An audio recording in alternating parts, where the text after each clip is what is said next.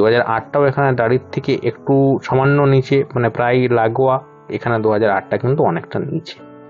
এই যে দুটো ডাইয়ের মধ্যে ডিফারেন্স, এটা অভ্যাস ডাই, এটা অভ্যাস ডাই, এই দুটো ডাইয়ের ডিফারেন্স কিন্তু স্পষ্টভাবে আমরা এখানে লক্ষ্য করছি।